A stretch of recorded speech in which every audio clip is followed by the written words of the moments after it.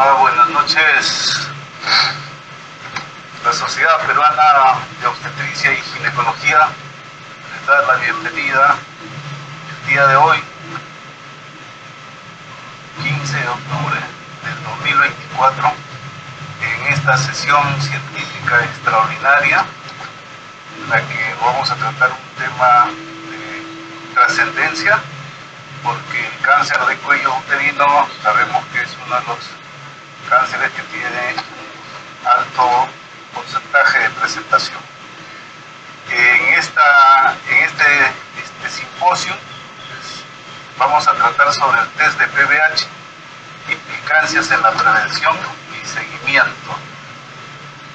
Esta sesión extraordinaria va a ser moderada por el doctor Ronald Hernández Alarcón, quien es nuestro secretario de Acción Científica, y aparte él es médico cirujano especialista en ginecobstetricia, es médico asistente del Servicio de Ginecología Especializada del Hospital Nacional Edgardo Robagliati de Salud, es médico del Servicio de Ginecología y Obstetricia de la Clínica Sana sede San Borja, es presidente de la Sociedad Peruana de Patología Vulvovaginal y es tutor de residentes de ginecología y obstetricia de la Universidad Nacional Federico Villarreal.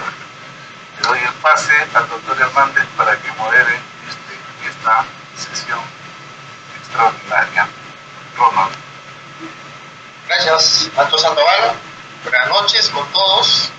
Es un gusto estar con todos ustedes en esta conferencia sobre un tema crucial para la salud pública en nuestro país, el virus del papiloma humano, VIH. Este virus, uno de los principales factores de riesgo para el desarrollo del cáncer de cuello uterino, sigue siendo una prioridad de atención sanitaria en nuestro país, donde esta enfermedad ocupa uno de los primeros lugares en términos de mortalidad femenina por cáncer. Hoy queremos abordar dos aspectos fundamentales, como dijo el doctor Sandoval, que pueden marcar la diferencia en la lucha contra esta enfermedad: el test de la autotoma para la detección del virus del papiloma y el control post-colonización, procedimientos claves para la prevención y el tratamiento del cáncer de cuello uterino. En primer lugar, la prueba de autotoma ha surgido como una herramienta revolucionaria, sobre todo en las comunidades de difícil acceso, en situaciones donde las mujeres encuentran barreras para acudir a los centros de salud. La autotoma no solo empodera a las mujeres dándoles el control sobre su salud, sino que también facilita la detección temprana de esta patología. Es vital para una intervención oportuna. Y por otro lado, el control post-colonización se vuelve fundamental para las mujeres que han sido diagnosticadas y tratadas. Asegurar un seguimiento adecuado posterior a la colonización es esencial para prevenir recurrencias, mantener el bienestar a largo plazo. En este contexto, es indispensable que los servicios de salud aseguren un acceso adecuado al seguimiento postoperatorio, algo que todavía presenta algunos desafíos en algunas áreas de nuestro país. Hoy analizaremos también no solamente los aspectos técnicos y médicos, sino también las barreras sociales y culturales a las que se enfrentan muchas mujeres peruanas, especialmente en las zonas rurales y las de bajos recursos económicos. Reflexionemos entonces cómo nosotros y las políticas públicas pueden hacer más inclusiva y efectiva la atención de todas las mujeres, garantizando el acceso del test de autotoma y el control post-quirúrgico, que no dependa de la geografía o de las condiciones económicas. Vamos a participar entonces en este importante evento, donde tenemos dos destacados profesionales, al doctor Gino Venegas y al doctor Aldo López Blanco.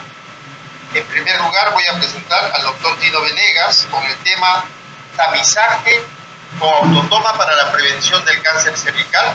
El doctor Gino Venegas tiene una maestría en medicina con mención en oncología en la Universidad Peruana Cayetano Heredia, una maestría en investigación clínica en la Universidad San Martín de Porres.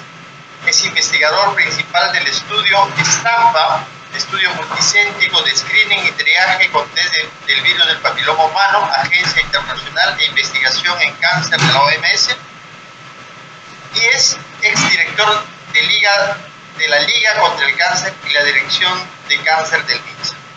Tiene un placer tenerte con nosotros, a disposición del público que nos está escuchando, los ginecólogos del Perú y de toda Latinoamérica también. Muchas gracias por la invitación y estoy agradeciendo. Este es un tema fascinante. El tema que vamos a presentar es la prueba molecular del virus del papiloma humano, tamizaje con autotoma para la prevención de cáncer cervical. Yo estoy seguro que para muchos de nosotros puede sonar esto muy distante o que puede traer dudas al respecto. Y quiero empezar esta presentación diciendo que esto ya es el mundo real. Eso ya se está elaborando, es parte del proceso de tamizaje en nuestro país y tenemos que estar a la par en la información de lo que se ha encontrado. Como conflicto de interés, yo soy speaker de MSD, de Roche, de AstraZeneca, miembro del IMPACT, pero esta información es personal y de fuentes independientes. El orden de la presentación es, en este título de autotoma, vamos a hablar un poco de cáncer de cuello uterino, el comportamiento de la infección en el tiempo, tanto para hombres como para mujeres, la estrategia para la eliminación de cáncer de la OMS, la recomendación de autotoma para el mundo, los primeros resultados de la autotoma en Perú. Entonces, cáncer de cuello uterino es un gran problema de salud pública a nivel mundial, es el cuarto cáncer más común en las mujeres a nivel mundial, se estiman 528.000 casos cada año y 266.000 mujeres. Como pueden ver, la incidencia de cáncer, los colores en azul más marcados, son los países en los que tenemos más carga de enfermedad y más mortalidad. Nosotros somos parte del grupo que tenemos más enfermedad. La historia de cáncer de cuello uterino inicia con esta gráfica muy conocida del árbol filogenético del virus del papiloma humano, donde se determinan y se clasifican los virus en base a alto riesgo y bajo riesgo, y se determina que la infección del virus 16 y 18 están incriminados como agentes causales en más del 70% de las lesiones asociadas a cáncer invasor. Más adelante voy a presentar un estudio publicado en agosto del 2024 que refuerza esta información. Entonces, la prevalencia, antes se hablaba solamente del virus del papiloma humano igual a cáncer de cuello uterino. Ahora entendemos que el virus del papiloma humano está asociado a un conjunto de enfermedades y hay que hablar del virus. Antes pensábamos que todo era cuello uterino, pero esto es solamente la punta del iceberg, ¿no? Tenemos muchas patologías asociadas al virus del papiloma humano y podríamos resumirlas en todos los aspectos donde la relación o la sexualidad está inmiscuida, ¿no? Cáncer de cervix, cáncer de ano, canal anal, cáncer vulvar, pene, orofaringe, cáncer colorectal. La carga de enfermedad que esto genera tiene una significancia muy alta, siendo desde verrugas genitales con un estimado de 32 millones en el mundo, lesiones premalignas 22 millones, y así sucesivamente sobre todas las patologías en adelante. Entonces, el virus del papiloma humano está inmiscuido tiene muchos ángulos de donde poder trabajar y qué cosas podemos evitar. El virus del papiloma humano es la infección de transmisión sexual más frecuente en todo el mundo. Se estima unos 600.000, 400 casos, es el cuarto cáncer, y el cáncer de cuello uterino es el segundo cáncer femenino más frecuente en mujeres de 15 a 44 años en el mundo. Eso implica, y una de las últimas láminas en la presentación va a ser la descripción de cuál es el impacto en un estimado hacia el 2030 de qué va a pasar específicamente en esta población. Y los resultados para nuestro país son provisorios, o sea, quiere decir que se está haciendo algo en nuestro país. Bueno, una de las preguntas muy frecuentes es, ¿voy a vivir con el virus del papiloma humano siempre? Y se determina que si bien la mayoría de las infecciones por papilomavirus desaparecen por sí solas, un conjunto de estas enfermedades y la persistencia del virus debido a la baja del sistema inmunológico o al tipo viral y diferentes características pueden generar la persistencia viral y la generación de lesiones. Sabiendo que es la infección viral más frecuente, se estima que 8 de cada 10 mujeres van a tener el virus en algún momento de su vida y esta se va a negativizar. Pero muchísimas de esas personas van a desconocer la infección, no mostrar signos, porque característicamente ni siquiera durante la presencia de lesiones premalignas vamos a generar algún tipo de molestias y si lo vamos a pasar en nuestra actividad sexual. Solo las infecciones persistentes son las que van a generar ciertos tipos de cáncer y otros tipos de enfermedades. Esta es una presentación esquemática de las características de las lesiones causadas con el virus del papiloma humano. El virus ingresa por microheridas a nivel del cuello uterino. La zona de transformación usualmente es la zona más afectada donde comúnmente inician las infecciones virales y se desarrollan las lesiones premalignas. Después del inicio de la infección, el virus se va replicando e inicia una expresión de genes virales que están graficadas como los núcleos rojos hasta el punto en que la infección no remite y empiezan a surgir lesiones y anormalidades a nivel del primer tercio, generando y donde ya podemos encontrar las lesiones catalogadas como lesiones premalignas de bajo grado, NIC1, y así sucesivamente van infiltrando todos los tercios del estroma hasta llegar a comprometer todo, y cuando pasa el estroma cervical estamos hablando de cáncer cervical. Tradicionalmente hemos venido utilizando el Papa Nicolau como método de tamizaje. Ya desde el 2006, en el estudio de CUSIC, se determina que la sensibilidad de la prueba de citología convencional estaba alrededor del 50%, era una moneda al aire, y empiezan los estudios de identificación del virus del papiloma humano, encontrando una alta capacidad de identificación para lesiones premalignas con una sensibilidad del 96%, y empieza a cambiar la historia del cuello uterino. En ese tiempo, para el 2006, tradicionalmente la infección era al inicio de la edad para después caer. En los últimos estudios se ha encontrado una modificación en el comportamiento del virus del papiloma humano. Se asume que podría tener una distribución bimodal. La prevalencia del virus de las mujeres se basa en una revisión sistemática de la literatura en una población de mujeres entre el 90 al 2014, donde se identifica el virus del papiloma humano. Esta infección mostró una curva bimodal con una prevalencia de la infección en menos de 25 años y con una curva en más de 45, una curva principalmente en África y en América. ¿Qué implicancias tiene esto? Y aquí es donde vamos a tener el virus del papiloma humano en mujeres que pasan los 45 años con una condición anatómica, porque la anatomía del cuello uterino va introduciendo la zona de transformación, haciendo más difícil el acceso colposcópico, haciendo más difícil la identificación de lesiones a nivel de este grupo etario. Y es donde la participación del tamizaje con test viral y donde la citología deja de tener un rol significativo en ese grupo de pacientes. Ahora, ¿qué pasa con la infección en el tiempo?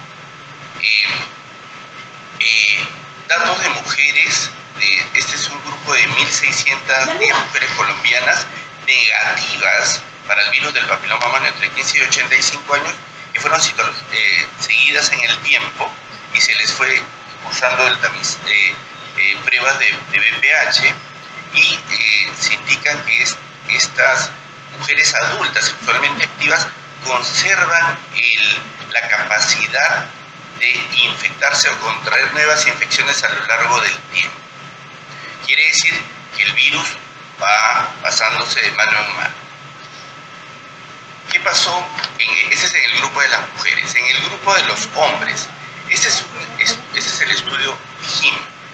En este estudio fue un análisis prospectivo de 4.085 varones sanos entre Estados Unidos, Brasil y México, de 18 a 70 años.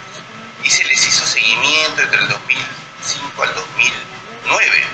Estos hombres fueron tamizados con pruebas y las tasas de incidencia del virus del papiloma humano variaron entre 14 y 20% en base a los grupos de edad.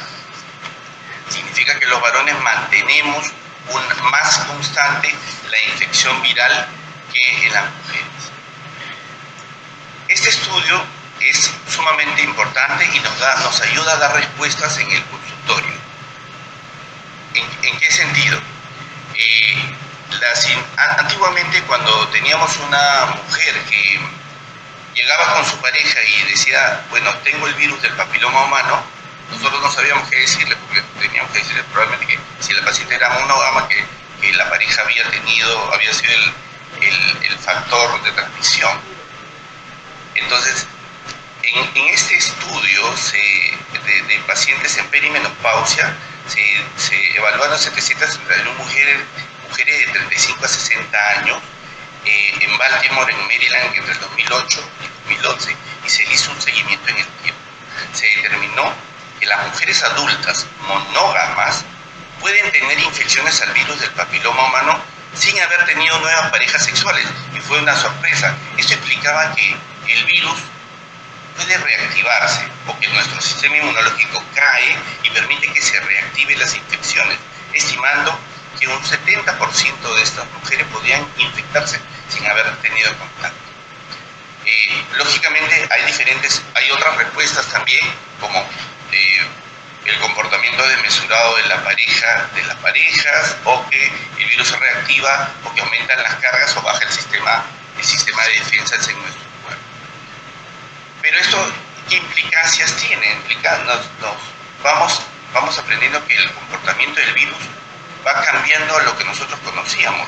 Entonces, sabíamos que el virus negativizaba y ya estaba negativo. Ahora se crean nuevas posibilidades donde el virus puede reactivar y generar enfermedad nuevamente. Entonces, una vez que avanzan los años, puede activarse el virus nuevamente y ponernos en condición de riesgo. ¿Qué ha pasado en nuestro país en estos años?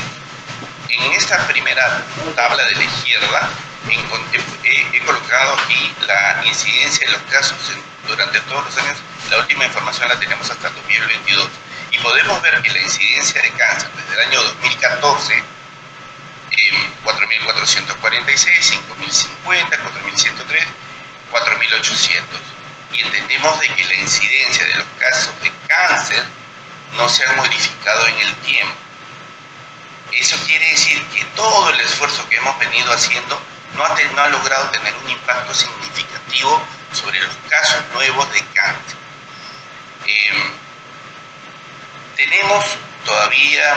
Hemos estado trabajando con Papa Nicolau, se está incorporando recién el test viral, así que se apertura una gran oportunidad para realmente poder disminuir este número constante de casos de cáncer que se presentan a lo largo del tiempo.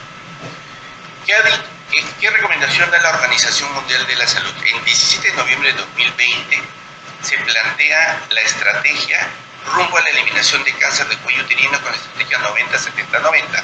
Vacunar al 90% de las niñas 9 a 15, 70% de pruebas de alta precisión, y aquí hablan específicamente de utilizar la prueba del virus del papiloma humano. ¿Por qué? Porque nos permite tener mejor sensibilidad, mejor valor predictivo negativo, y eso implica que puedo extender la siguiente prueba hacia más tiempo. Entonces, bajo este escenario, ¿qué ha ocurrido con las vacunas en nuestro país? Para empezar, nosotros nos encontramos en una evaluación en Latinoamérica en el 74% de cobertura a la población. 20% de las mujeres a nivel mundial se han puesto al menos una dosis y 69% de las mujeres al menos han recibido una dosis. Entonces, quiere decir que en vacunas estamos avanzando. ¿Qué dice la Organización Mundial de la Salud para el tamizaje? En el 2021 actualiza la guía y recomienda hacer el cambio de la citología a la prueba de ADN-VPH como prueba de detección primaria en lugar de inspección visual o citología en enfoque de detección y tratamiento, empezando a partir de los 30 años. En personas que tienen alguna déficit del sistema inmunológico y ponen el modelo del paciente con VIH, empezará a partir de los 25 años. Y Y en algunos países, como esta es la recomendación de la Sociedad Americana, donde cáncer de cuello uterino ya no es la segunda causa, como en el caso de nosotros, ellos ya han aumentado y ahí inician a partir de los 25 años. ¿Qué pasa en nuestro país? En nuestro país, la prueba de tamizaje desde el año 2017, la prueba de elección para tamizar es prueba molecular del virus del papiloma humano para mujeres de 30 a 49 años como población anciana. Y se plantea para ese entonces que la implementación sería territorial, con prueba molecular y que el intervalo entre las pruebas sería cada 5 años cuando el caso es negativo. Eso implica que ya estábamos dando el primer paso a la incorporación del test viral. Este es un artículo publicado en agosto del 2024, donde se hace una revisión sistemática de todos los de 111.000 casos de cáncer invasor y se les ha hecho pruebas moleculares y se determina que en una tasa acumulativa encontramos que el virus del papiloma humano 16 es el responsable del 61% de los casos, 18, 77% y así sucesivamente, determinando que el beneficio que puede implicar las vacunas existentes van a generar una disminución significativa de la carga. ¿Qué más van a determinar?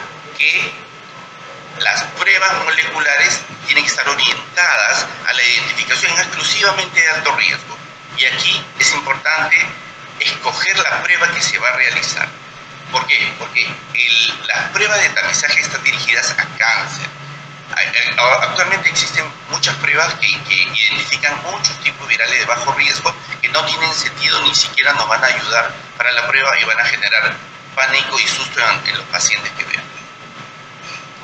Ese es el dato del 93%, es el que se va a dar en Latinoamérica. Pero podríamos determinar que el beneficio de la vacuna es sobre 96 o sobre 93. O sea, es sumamente importante. Los datos del estudio de Stampa, que es el estudio multicéntrico de tamizaje y triaje, he querido destacar un par de estudios. Yo soy parte del grupo de estudios. El estudio Stampa pretende determinar, una vez que tengo la prueba viral, cuál es la prueba que sigue, porque tiene que haber una prueba secundaria, porque la carga de pacientes va a ser alrededor del 15%, antes teníamos entre 5 a 7% con Papá Nicolau, entonces es una carga muy grande, entonces se tiene que identificar una siguiente prueba para que pueda hacer la prueba de seguimiento. Y se han corrido todas estas técnicas de tamizaje, citología, emisión visual, colposcopía, hacer un nuevo test viral, utilizar el test de BPH, como pueden ver, 16 y 18. Entonces, para este grupo, para el estudio Stampa, se ha determinado que voy a destacar de estos 44.000 pacientes 3 puntos principales. La prevalencia del virus es 14%. El número de pacientes de este 14% va a ser 13% que vamos a tener NIC2 más. Y la tasa en los pacientes que no les encontramos enfermedad y se les hace seguimiento, el 62% va a negativizar. Quiere decir que el virus sí negativiza. Y esto es un dato importante, no siempre vamos a vivir con el virus, como hicimos en la pregunta inicial. ¿Qué otro dato encontramos? Que es importante hacer un seguimiento de los laboratorios porque un control de calidad va a ser importante. Esto estoy presentándolo porque en Perú se han incorporado ya los centros de procesamiento para pruebas moleculares en el primer nivel de atención. ¿Qué encontramos también en Stampa? Encontramos que la sensibilidad para la citología fue 48% y para el test viral fue 98%. La diferencia es significativa frente a las lesiones NIC3. Y veamos la distribución en base a la evaluación con citología. Pueden ver que la gráfica describe que es bastante heterogénea la identificación de la citología para lesiones de alto grado, mientras en los test virales la independencia de los laboratorios muestra resultados homogéneos. Quiere decir que la creación de laboratorios con buen seguimiento me asegura, no necesito tener un laboratorio de alta calidad, muy sofisticado para poder hacer el procesamiento. La Organización Mundial de la Salud, entonces, recomienda ya para el 2022, con esta intención de erradicar cáncer, utilizar el test del virus del papiloma humano en autotoma sea parte del screening cervical, porque es fácil, es poco doloroso, es barato y empodera a la mujer en su autocuidado. La toma es utilizando un tubo, la paciente se pone en posición que puede introducir con una mano, entreabre la vagina y con la otra introduce el hisopo, da unas 3 a 5 vueltas y se coloca en el frasco. Es muy sencillo, muy fácil de generar. Entonces, nosotros evaluamos, hicimos una evaluación de los primeros 40 y tantos mil pacientes tamizados en Perú. Cuando uno quiere realizar un estudio con datos de Perú, solicita información a Transparencia del Ministerio de Salud informando que va a hacer un estudio de investigación y los datos de forma transparente se le pueden emitir a cualquier investigador para hacer la publicación. Aquí en este estudio hemos evaluado los datos con el grupo de la Agencia Internacional de Investigación en Cáncer y parte de los investigadores es el que fue director de cáncer para ese momento. Se evaluaron la primera corrida entre el julio del 2021 y abril del 2022 con 45.708 mujeres de 30 a 49 años de Junín, Loreto y Lima. En Lima tenemos cuatro centros, en Loreto y Junín. ¿Cuál es la estrategia en nuestro país? Se le invita a la paciente a decidir si quiere hacérselo o si quiere hacerse una autotoma o si prefiere que el proveedor de salud médico o quien esté haciendo la muestra haga la muestra de salud. Esa voluntad es un cribado oportunista y a decisión de la mujer, empoderando a la mujer. Entonces, se han evaluado los primeros resultados de las 45.708 mujeres y aquí el primer resultado. El primer resultado, y esto nos sirve para todos, es que la prevalencia del virus en nuestro país es 15.2%. La prevalencia es el virus que encontramos en la población. Encontramos el número de inválidos, o sea, cuánto falla la prueba, 1.1. Y encontramos una gran capacidad de aceptación en la población. En la evaluación, entonces se evaluaron en la toma por proveedor de salud fue el 18% y la toma en autotoma fue 81.9%. Quiere decir que 82% de la población en Perú, como parte del programa, acepta realizarse la prueba de autotoma. Quiere decir que tiene gran aceptación. Eso implica, con una visión al futuro, que vamos a lograr romper barreras, aumentar coberturas y tenemos que estar preparados para una carga muy grande de pacientes con VPH positivo. ¿Qué otro dato importante encontramos? Los primeros estudios sobre autotoma determinaban que la autotoma identificaba 10 a 15% menos sobre la toma por proveedor. En los resultados de la evaluación de nosotros hemos encontrado que la toma por proveedor y la autotoma no tienen diferencia significativa. Quiere decir que es lo mismo si lo hace el profesional de salud o lo hace la mujer. Con esto logramos dar el inicio de romper barreras de forma significativa. Lo que encontramos como datos epidemiológicos es que 4.2% de la población identificada fue de 16-18 y otros 16-18 fue 11%. ¿En qué nos ayuda este 4.2%? Que, como Stampa estudiaba, se va a necesitar, una vez que tenemos el test viral, toma por proveedor o autotoma, una prueba de triaje. Y esta prueba de triaje ya la tenemos como parte del proceso, quedándonos con la evaluación del 4.2% del grupo. ¿Qué otro dato sumamente importante encontramos?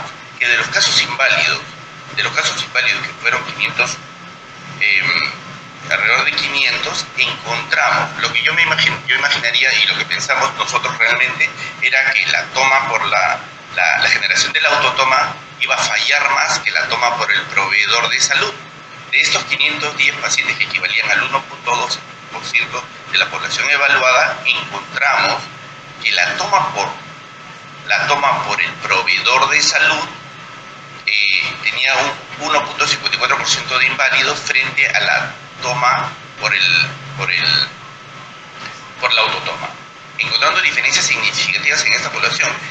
Esto puede ser, esto es una teoría, de que nosotros como profesionales de salud estamos acostumbrados a hacer citología, Papá Nicolau convencional, y Tradicionalmente ponemos el espéculo, abordamos el cuello y generamos enérgicas pasadas con la brocha, donde obtenemos un poco de contenido de sangre o otros componentes que puede generar que encontremos pruebas inválidas. Entonces, el autotoma, la toma por la misma mujer, genera menos resultados inválidos. Probablemente esto genere pie a que en un futuro el mismo inserto, el mismo proveedor de la prueba genere un cambio o modificación de la indicación, obteniendo para nosotros solo el moco vaginal, ya no la toma de rompado como citología convencional. Lo que encontramos también fue que las muestras tomadas en base a la edad no hubieron diferencias, o sea, identificamos el mismo número de pruebas y el grupo fue similar y homogéneo en todos los grupos etarios. El futuro es que se van a incorporar más pruebas a nivel, se estima para este año 800.000 mujeres tamizadas con test en autotoma o toma por proveedor. Estos resultados son sumamente importantes para nuestra población debido a que da pie a que vamos a aumentar significativamente la cobertura y vamos a generar un nuevo escenario de tamizaje y tenemos que estar preparados para eso. Este estudio, que como dije inicialmente, habíamos presentado que era la segunda causa en mujeres jóvenes, porque el cáncer cada vez se está presentando en mujeres más jóvenes, determina la mortalidad por cáncer de cuello uterino en mujeres de América Latina entre el 97 y el 2030. Aquí se ha determinado la muerte por cáncer de cuello uterino en base a los datos de mortalidad de la Organización Mundial de la Salud y se identificaron entre el año 97 y el 2017 se determinó que lo que va a pasar en una proyección hacia el 2030 es que probablemente Argentina, Brasil, Paraguay y Venezuela van a tener unas incidencias de cáncer en incremento. Pero Nicaragua, Panamá y aquí entramos nosotros, vamos a tener una tendencia hacia la disminución de los casos de cáncer hacia el futuro por la incorporación de la vacuna en una cobertura bastante alta, por este catch-up que se está haciendo hasta los 18 años y por la incorporación de las pruebas moleculares en este escenario. Por lo tanto, tenemos que generar como parte de la Sociedad de Ginecología y Obstetricia, se tiene que estar preparado para generar un ejército de personas convencidas y preparadas para tratar este gran grupo de pacientes que van a ser VPH positivas en diferentes escenarios. Otros factores que podrían aumentar también la mortalidad por cáncer de cuello uterino en los países de América Latina son diferentes factores sociales, desigualdades sociales, entornos de bajos ingresos, dificultades para acceder a escenarios de exceso de salud. Entonces, como podemos ver, el impacto que vamos a tener gracias a la incorporación y la recomendación de la Organización Mundial de la Salud en autotoma es un cambio en la visión que nosotros teníamos sobre prevención. Como conclusiones, me he tomado el lujo de poner rompiendo barreras porque realmente estoy convencido de que lo que se está haciendo realmente está rompiendo barreras. Primero, la aceptabilidad de la prueba en autotoma para nuestra población es muy alta, alrededor del 82%. La prevalencia del virus del papiloma humano es similar en autotoma o toma por proveedor. Esto es significativo y debe dar seguridad y generar el punto número 5, que la eliminación del mito de que la autotoma para VPH es de menor precisión diagnóstica debe cesar. El número de resultados inválidos es similar entre la autotoma o toma por proveedor, siendo inclusive un poco más para proveedor. El programa tiene que prepararse para tener una gran carga de casos porque el hecho de que tengamos autotoma va a permitir incrementar la cobertura del screening, vamos a tener muchos más casos positivos y tenemos que estar preparados. Una de las fortalezas en nuestro país es que la implementación de los laboratorios, hay centros hospitalarios que tienen centros de procesamiento, pero los centros de procesamiento se están generando en el primer nivel de atención y como habíamos visto los resultados del estudio estampa, la variabilidad no es tan significativa, por lo tanto hay seguridad de que estas pruebas van a ser importantes. Se tiene que crear una prueba de triaje una vez que tenemos VPH positivos y contamos con la genotipificación 16-18 como la herramienta de triaje. Entonces, si ya tenemos esta prueba, existen diferentes pruebas. Una de ellas es la citología. En la época en que se hacía con testing ya no se hace. Y tenemos la prueba de la citología reflex. Pero ya contamos con una prueba que es la genotipificación 16-18 y en nuestros resultados hemos encontrado esto con el 4%. O sea, vamos a tener un gran grupo de pacientes que van a ser de importancia vital para poderlas identificar y tratar. Todos estos procesos en la identificación del virus y autotoma va a generar empoderamiento de la mujer en su autocuidado y la salud. Es una oportunidad de uso por la recomendación de la organización, porque en nuestro país ya se viene trabajando y esto es el mundo real y porque podemos llegar con autotoma.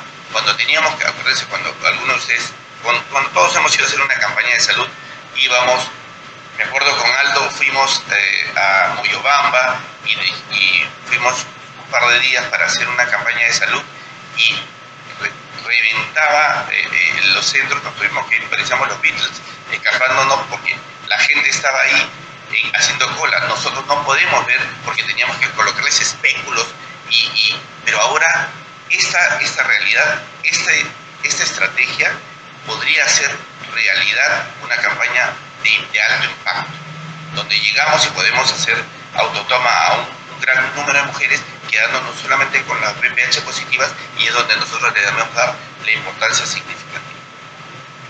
Y esta gráfica y esta frase lo tomo textualmente de la guía de la Organización Mundial de la Salud, donde dice: juntos podemos hacer historia, esto está a nuestro alcance. Por primera vez el mundo se ha comprometido en eliminar un cáncer, y es el cáncer de cuello uterino. Así que es parte de todos seguir avanzando con eso. Muchas gracias. Gracias, Gino. Gino, muchas gracias. Excelente. A nuestra distinguida concurrencia, libres de hacer su pregunta en el chat para poderlas transmitirlas al final, las dudas, las inquietudes. Ha sido muy claro, evidentemente, pero podemos establecer algún diálogo para algunas preguntas que se necesiten en el momento. Voy a dar pase a nuestro amigo Aldo López Blanco en el tema utilidad del test del VPH en el seguimiento post-COVID. Aldo López es posgrado en la Universidad San Martín de Porres y la Universidad Peruana Cayetano Heredia, especialista en cirugía oncológica y su especialidad en ginecología oncológica en el INEM, fellowship en el Instituto Europeo de Oncología Italia y en el Anderson Cancer del Center Houston de Texas, Estados Unidos, miembro de la Sociedad Internacional de Ginecología Oncológica y es miembro de la Sociedad Peruana de Oncología, Sociedad Peruana de Cancerología. Aldo, una vez más, muchas gracias y un placer tenerte con nosotros hoy día. Saludos. Contigo Gracias Ronald por la invitación y gracias a la Sociedad de Oncología por haberme invitado a compartir este conversatorio, y es un gusto poder escuchar y compartir este tema tan apasionante con Gino. Como dijo Ronald, vamos a hablar sobre la utilidad clínica del test de VPH en el seguimiento continuo. Si bien es cierto, Gino nos ha hablado de una estrategia muy importante como herramienta, como parte del tamizaje. Pero el test de VPH tiene 3 estrategias fundamentales. Bueno, para esta charla no tengo conflicto de intereses, ¿no? Antes Gino habló un poco sobre el preámbulo, no voy a detenerme mucho sobre el test de VPH, en hablar sobre el test de VPH, pero siempre Surhausen abrió una puerta importante porque dio luces no solamente al origen del cáncer de cuello uterino, sino al origen de muchos cánceres, ¿no? En parte de la genética, de la cual no me voy a detener a hablar todo al respecto. Sí voy a redundar quizá como Gino referente al test de VPH o a la infección a la prevalencia de infección por el virus humano. ¿Por qué? Porque si bien es cierto, estas pruebas no es que sean el futuro, son el presente y están a la luz tanto en el escenario público como en el escenario privado. O sea, todos los días vamos a recibir con mucha más frecuencia pacientes con un test de VPH positivo. Y es importante que nosotros estemos preparados para, principalmente, además de dar un adecuado manejo, hacer una adecuada orientación al paciente. y para eso es importante reiterar lo que dijo Gino, que la infección por VPH es una de las ITS más frecuentes. Hay varios tipos de VPH asociados a diferentes tipos de cánceres, ¿no? Tanto de cáncer de cuello uterino, no solamente vejiga, ano, vulva, pene, orofaringe, cavidad oral. Ahora dicen que está asociado a cánceres de unión esofagogástrica, cáncer de pulmón, cáncer de vejiga, etc., ¿no? Acá tenemos, y dentro de los tipos, dentro de los genotipos, el 16 siempre está a la cabeza, ¿no? En diferentes proporciones en los diferentes cánceres en el ser humano, ¿no? Pero ¿cuál es el principal factor de riesgo? ¿En sí la infección es el factor de riesgo? No, el principal factor de riesgo para desarrollar cáncer es la infección persistente por VPH. Acá hay un cuadro referente a la prevalencia. Obviamente en personas, varones y mujeres jóvenes, hay más prevalencia de la infección por VPH porque no hay una pareja sexual estable. En la década, entre los 55 y 64 años se incrementa. Probablemente acá lo que dicen, y obviamente no hay nada, como eso lo dicen de manera arbitraria, probablemente acá hay una inestabilidad o fragmentación de los matrimonios, es por eso que se incrementa en ese momento de la vida, ¿no? La mayoría de las infecciones son transitorias, solamente aproximadamente el 10% de las infecciones van a ser persistentes, o sea, la probabilidad de que una persona que se contagie con el VPH, en el 90% de las infecciones se va a aclarar de manera espontánea, ¿no? Ya habló Gino sobre la prevalencia dentro de poblaciones, especialmente de Perú, no me voy a detener mucho respecto a eso. Habló Gino sobre el test de VPH como prueba de tamizaje, como todo. ¿El test de VPH solamente sirve para eso? No. Obviamente el test de VPH está de moda en diferentes países, y uno siempre quiere estar a la moda, es por eso que nuestra práctica diaria, como estamos a la moda, nosotros pedimos un test de VPH. Pero es importante que nosotros sepamos la utilidad de estas pruebas, sepamos interpretar estas pruebas para tener una adecuada conducta con nuestro paciente. El test de VPH en general tiene tres escenarios para la utilidad clínica.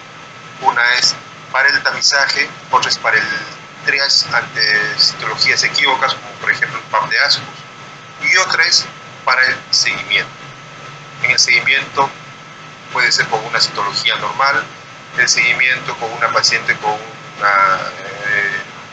una colposcopía o con una biopsia de lesión de bajo grado, o en el post-tratamiento, ¿no? Lo que nosotros vamos a hablar básicamente es cómo usamos el test de VPH después del tratamiento con recalcando principalmente que los tratamientos resectivos, el LIP en específico, son altamente efectivas para pacientes con NIC de alto grado, incluso para pacientes con cáncer de cuello uterino en estadio temprano, en el estadio 1 a 1. ¿Y cuál es la probabilidad? Eso siempre es importante saber, obviamente. ¿Y cuál es la probabilidad de que una paciente, después de haber sido tratada con un tratamiento restrictivo, recurra? Más o menos del 4 al 17%. Ustedes van a encontrar literatura que oscila entre estas proporciones, ¿no? Cuando nosotros hablemos con la paciente y le expliquemos, le digamos, bueno, el tratamiento es el Condolit, después del Condolit sigue el seguimiento. ¿Y cuál es la probabilidad de que recurra? Va a depender de varios factores, ¿no? Si la paciente se va para el 4% o si se va para el 17%, ¿no? ¿A qué denominamos NIC persistente o NIC recurrente? Estos son conceptos arbitrarios que los europeos o los americanos toman y va a ser entre 1 o 2 años. NIC persistente, ¿no? Se va a catalogar como persistente si la biopsia ha sido confirmada dentro de los 2 primeros años después de que la paciente haya sido tratada. Y NIC recurrente, ¿no? Después de los 2 años siguientes. Pero, ¿qué factores van a hacer que esta paciente tenga persistencia o recurrencia? Son varios factores. Si nosotros hicimos un cono adecuado, no hicimos, si resecamos la lesión de manera incompleta, con márgenes exocervicales positivos o margen endocervical positivo, o ambos. La edad de la paciente es un factor muy importante, la inmunidad de la paciente, no solamente el estado de VIH, sino otros factores asociados, como pacientes trasplantados, pacientes que toman tratamiento, con inmunosupresores por diferentes patologías benignas, ¿no? Y el otro factor es la infección por VPH, la infección persistente por VPH. Y una paciente que tiene los márgenes del cono libres es una paciente que no va a recurrir, no, igual es una paciente que tiene riesgo de recurrir. En general, una paciente que ha tenido un NIC de alto grado y ha sido tratado, y esta paciente tiene 5 veces más riesgo de tener cáncer de cuello uterino que una población en general. Es por eso que estas pacientes tienen que tener seguimiento. Antes de la incorporación y la aprobación de las pruebas de test de VPH, entonces para los americanos el seguimiento, ¿no?, era con el Papa Nicolau, con la citología. A los 6 meses del tratamiento, a los 12 meses después del tratamiento, y luego un Papa Nicolau cada año, ¿no?, completando los 10 años de seguimiento. Porque el riesgo empieza a equipararse con la población en general después de los 10 años de seguimiento. Pero, como les dije, el test de VPH, ¿no?, ya ha tenido otras aplicaciones en el seguimiento, porque uno de los factores determinantes para la persistencia o la recurrencia es la infección por el virus del test de VPH. Entonces, ¿cómo nosotros determinamos si es que hay o no, si es que la infección se ha aclarado o no se ha aclarado después del tratamiento? Es con lo que muchos llaman el test de cura. ¿Qué es el test de cura? Los primeros que instauraron dentro de su parte de políticas de salud como parte del seguimiento fueron los ingleses. El test de cura era hacer a los 6 meses, después del tratamiento, hacer un cotezo, un Papa Nicolau como un test de tanto un Papa Nicolau y un test de VPH, ¿no? Y esta prueba la repetían al año de la primera prueba si es que salía negativa. Entonces, estas pacientes, si es que la prueba salía negativa, entonces ya iba a un seguimiento mucho más espaciado, ¿no? En cambio, si es que alguna de las pruebas, tanto el Papa Nicolau o el test de VPH, salían positivas, estas pacientes tenían que volver nuevamente a hacer una colposcopia. Ese es el denominado test de cura. Hay varias estrategias de seguimiento. Entonces, bueno, yo no sigo así, ¿no? Entonces, el test de cura es de los ingleses, ¿no? Antes de la inclusión y la utilidad del test de VPH para el seguimiento, lo que se hacía es el PAP convencional, y lo que algunos de nosotros seguimos haciendo en nuestra práctica diaria. PAP cada 6 meses, ¿no?, durante los 2 primeros años, pero los americanos es PAP a los 6 meses, y luego al año, y luego un Papa Nicolau cada año. Eso era antes del VPH.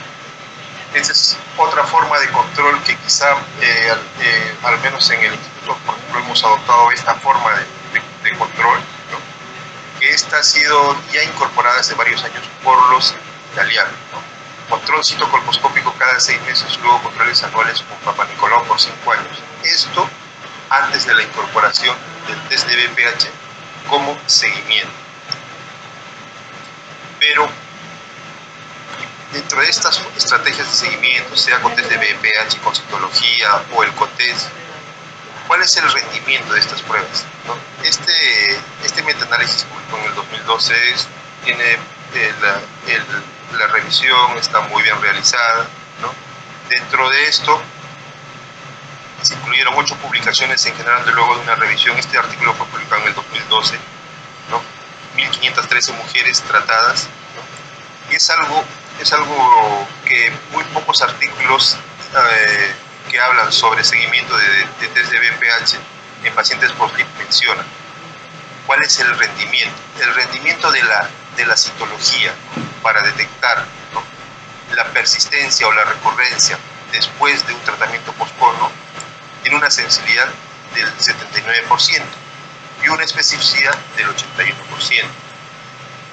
El test de VPH, para detectar persistencia o recurrencia, tiene una sensibilidad del 95% y una especificidad del 76%. Como sabemos, al Papa Nicolau, a la citología, nadie le ha podido ganar ni el test de VPH en este momento en lo que es la especificidad. Y si hacemos el COTES tiene una discreta ganancia en sensibilidad, pierde más aún la especificidad. Entonces, la sensibilidad es un 95% y la especificidad es un 67%. si nosotros comparamos las tres estrategias, ¿no?, para no irnos a ningún extremo, entonces este artículo habla de que solamente el test de BPH, el rendimiento es similar, ¿no?, al COTES comparado para la sensibilidad, ¿no?, pero no pierde su especificidad y es mucho mejor que el Papa Nicolau para seguimiento de pacientes postnatal. Entonces indica que sí, ya desde el año, ya hace más de una década, entonces ya se hacían estudios para incorporar el test de BPH como seguimiento a las pacientes post-LIP. Este Cochrane lo que quiso justamente es tener evidencia sólida al respecto. Este Cochrane fue publicado en el 2015. El objetivo fue determinar las estrategias de seguimiento que sean adecuadas, que sean óptimas después del tratamiento de un CONOLIP y utilizando el test de BPH.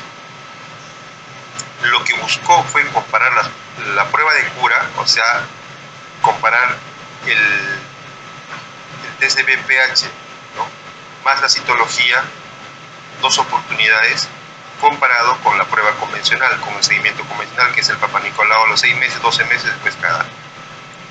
Pero esta revisión, a pesar de que identificaron, ¿no?, 813 referencias, de estas 813 referencias, 42 referencias eran potencialmente elegibles y estas 42 que se evaluaron, no hubieron criterios que cumplieron para comparar estas pruebas.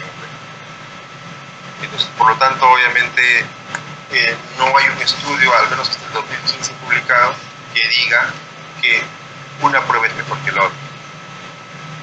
La prueba en el artículo que menciono anterior, o sea, hacen estudios comparativos, pero no es un estudio que compara en un grupo poblacional, en un solo estudio, ambas pruebas.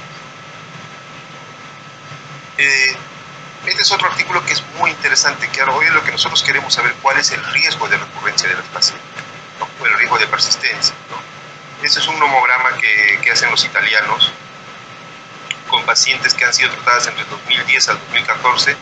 Son casi algo de 3.000 pacientes con seguimiento, y hacen un seguimiento después de 5 años con una corte que es evaluada entre el 2015 y el 2016, casi 3.000 pacientes, y dentro de esta corte de seguimiento, a los 5 años de seguimiento, el 6% de pacientes presentan persistencia o recurrencia luego de un tratamiento restrictivo, independientemente de los márgenes, de la edad de la paciente, del BPH asociado a esta displasia del dorado, ¿no? Y algo que es muy importante, obviamente, siempre los pacientes preguntan ¿qué es peor?, ¿no? O sea, ¿qué es más riesgoso para la paciente? Si tener el margen exocervical positivo, si tener el margen endocervical positivo. Acá nosotros el riesgo de recurrencia, de recurrencia o persistencia, miren, entonces, obviamente es menos riesgoso, ¿no?, cuando tenemos el margen ectocervical comprometido. Esto me refiero a las pacientes después de un cono que tienen los márgenes comprometidos. Menos riesgoso para la paciente de que persiste o recurra si el margen ectocervical está comprometido. En segundo lugar está el margen endocervical comprometido y al final los dos márgenes. Entonces, dentro de estos, para este nomogramas, obviamente jugaron variables independientes como la edad de la paciente, si fue un NIC3 o un NIC2, si tuvo un BPH alto riesgo 16, 18 u otros tipos, el centro donde se trató, si era un centro donde se hacía, me imagino, residencia, docencia u otro no, si fue un CONOLIP, un CONOLáser. Acá habla de los márgenes, acá habla de la persistencia y también habla de la vacunación. Lo de la vacunación es un tema controversial que no vamos a discutir ahora. Lo que queremos ver es la utilidad de qué asociación hay entre la persistencia y la recurrencia con la infección persistente. Acá podemos ver dentro de este nomograma, entonces, cada una de las variables hay un puntaje, ¿no?, de 0 a 100, ¿no?, y con cada una de las variables uno va jugando. Por ejemplo, si la paciente tiene 30 años, el riesgo, el puntaje está, digamos, en 70, si el margen endocervical está comprometido. A esta paciente que está en 75 le sumas 45, ¿no? Y al final tú vas a ver el riesgo de persistencia o recurrencia, ¿no?, de acuerdo a la suma, ¿no? Si esta paciente, digamos, si llegó a un puntaje de 200 con todo lo positivo, entonces el riesgo de recurrencia es muy bajo. Si esta paciente llegó a un puntaje de 300, el riesgo de recurrencia es hasta un 6%. Entonces así va subiendo y va sumando. Pero en general, ¿no?, lo que quiero que ustedes vean es la persistencia del BPH. Sí juega un rol fundamental entre la persistencia y la recurrencia de la paciente. Y también, como cosa general, acá evaluaron casi 3.000 pacientes con todos los factores. Y en general, la probabilidad de que una paciente recurra es más o menos un 6% en 5 años. Yo creo que las guías de la SCP publicadas en el año 2019 son la data que tiene mayor potencia, que tiene mayor robustez para soportar cualquier análisis estadístico. Entonces, dentro de estos, ¿cómo hacen el seguimiento a las pacientes después del tratamiento? Ellos hacen un test de BPH o COTES a los 6 meses y después al año, o sea, al año de esto, o sea, sería los 18 meses por tratamiento, hasta tener 3 pruebas consecutivas negativas. Después de esto hacen controles cada 3 años hasta por 25 años. Hay algunos acápites importantes, por ejemplo, ¿qué pasa si la paciente tiene 70 años? Obviamente recomiendan que si la paciente tiene una otra morbilidad o una expectativa de vida que no es tan larga por otro tipo de patología, obviamente ya no vale la pena hacerle eso. Pero dentro de esto, ¿qué es lo que a mí me llama la atención? Estas guías de la SCP que fueron publicadas en el año 2019 fueron hechos con una data de Kaiser.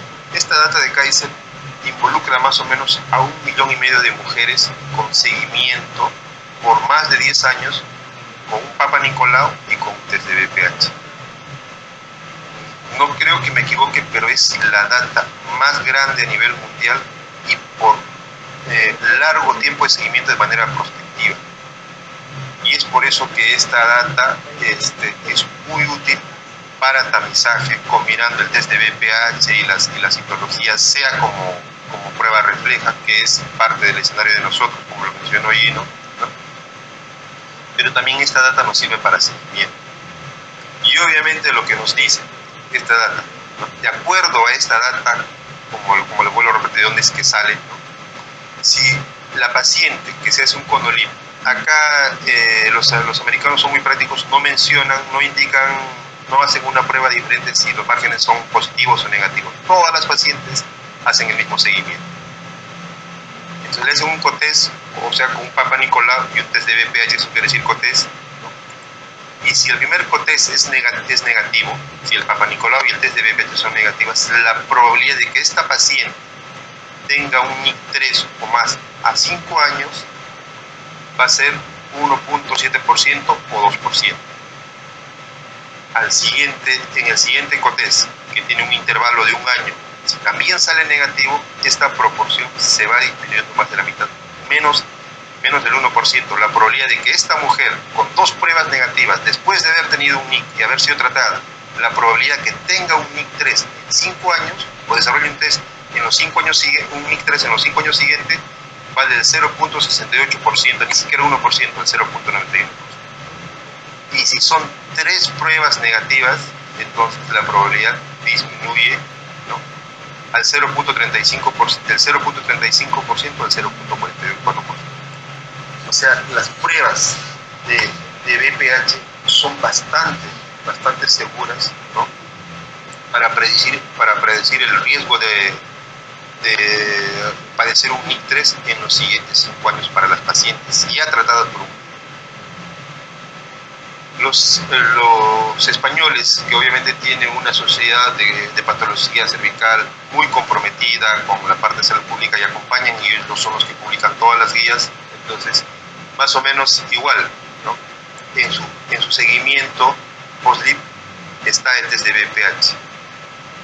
La data varía ligeramente, pero la probabilidad de que las pacientes recurran, ¿no?, después de un LIP es más o menos 5%, según ellos. Igual las estadísticas van a variar desde un 0.4% a un 19%. Ese 19% imagino son las pacientes que tienen infección persistente, un único márgenes exo y endocervicales positivos, y estas pacientes con menos factores de riesgo.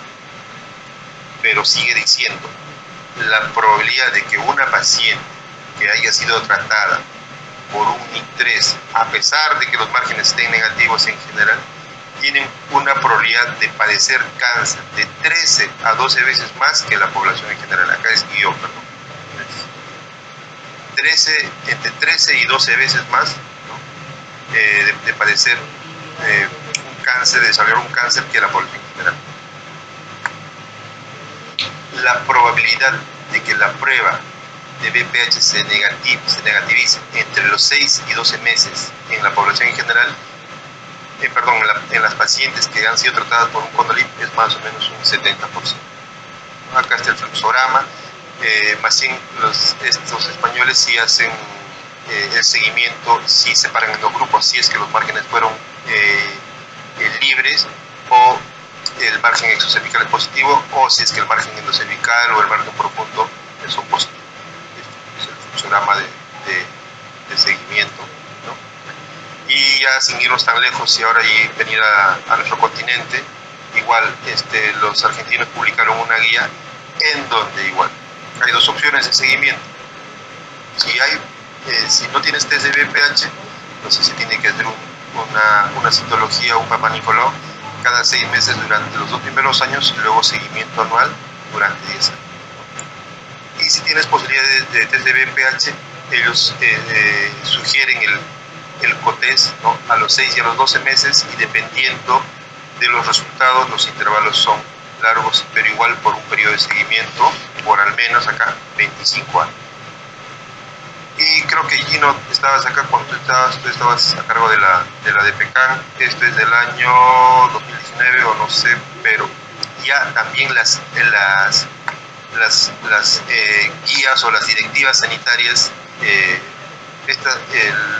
lo que nos indican es: si tienes Papá Nicolau, haz Papá Nicolau anal por 20 años. Y si tienes la prueba molecular, ¿no?, esta debe hacerse a los 12 meses y luego cada 3 y 5 años en adelante por 20 años. Entonces, obviamente, si la prueba sale positiva, esta paciente debe ser referida inmediatamente. Pero, ¿qué tiene que ver el Conolip o el tratamiento en el aclaramiento de una infección? Porque el escenario para que se dé un NIC3 es la infección persistente. Acá tenemos cómo es que debería de ser, ¿no? Esta es la luz de la vagina, el epitelio, viene el VPH, la célula dendrítica que está en el epitelio endocervical, presenta, obviamente, va a procesar los antígenos del VPH y va a hacer que sea bueno. Y otra estrategia va a ser la inmunidad celular. O sea, por los dos mecanismos se debería eliminar y no debería haber infección persistente, que es lo que pasa en la gran mayoría de las mujeres. Pero el VPH lo que hace, tiene mecanismos, tiene estrategias para evadir el sistema inmunológico. Dentro de ellas es importante que ustedes sepan: la infección viral ocurre dentro del epitelio, o sea, el VPH trata de no exponerse, o sea, no produce viremia, por eso no le llamamos serotipos, por eso le llamamos genotipos. Entonces, además, el VPH no es un parásito que no quiere que la célula muera. Lo que el VPH quiere es que la célula se perpetúe para usar la maquinaria celular, ¿no?, y seguir reproduciéndose. Al no haber muerte celular, no hay proceso inflamatorio, no acuden las células presentadoras de antígeno, y además por unas proteínas que tienen dentro del genoma del virus, producen inmunosupresión local. O sea, hay varios mecanismos por los cuales el virus evade el sistema inmunológico y principalmente no produce viremia, no produce proceso inflamatorio y no se expone al sistema inmunológico. Y es una teoría que hablan en los artículos, porque no hay una cosa clara, una teoría clara que diga es por esta razón. Al hacer un Conolip, lo que hacemos además de resecar la lesión, producimos un fenómeno inflamatorio local. Con la energía que usamos ocurre muerte celular, y este proceso inflamatorio hace que el antígeno del virus se exponga al sistema inmunológico, ¿no? Y por ende se aclara la infección. Esa es la teoría que hay. Entonces, es la razón por la cual después del cono, en una gran proporción de pacientes se aclara la infección. Entonces, en general, ¿se debe hacer seguimiento a los pacientes? Sí, se debe hacer. Sí. ¿Existen varias estrategias? Sí. Pero ya se ha demostrado que el test de VPH tiene mucha mejor sensibilidad, ¿no?, comparada con la citología, para detectar una recurrencia. Y además, el test de VPH, si se negativiza en 3 oportunidades, la probabilidad de que esta paciente pueda tener un PIC 3 o más después de los 5 años es ínfima, es despreciable. Es por eso que se recomienda el seguimiento con test de VPH. Si ya tenemos test de VPH para tamizar, entonces es importante también que como se instala a nivel primario el test de VPH, pues se entienda que el test de VPH, doctores, no solamente la utilidad es para tamizar, la utilidad del test de VPH también es para seguimiento. Es por eso que también el test de VPH debemos de conocerlo nosotros. Si trabajamos en hospitales de Ministerio de Salud, tenemos que tener dentro de nuestro material para poder tener un mejor seguimiento de la paciente, el test de VPH. Y nuevamente recapitulando, la utilidad clínica de la prueba de VPH está en tamizaje, en triaje y en seguimiento. Y esta foto entonces obviamente nos gusta estar a la moda. Pidamos test de VPH. Estoy de acuerdo con todos ustedes, pero es importante que nosotros conozcamos, ¿no?, cuáles son las ventajas, desventajas, qué hacer si una prueba sale negativa, positiva y todo eso, ¿no? Y no quedar, no irnos a la moda o al otro extremo. Al pedir un test de VPH y después de pedirlo no saber qué hacer con la paciente, ¿no? Porque recordemos, tanto como para el tamizaje como para el seguimiento, y algo que quizá no se está midiendo, es el estrés emocional que se les causa a la paciente ante un test de VPH positivo. Eso es lo que quería compartir. Gracias.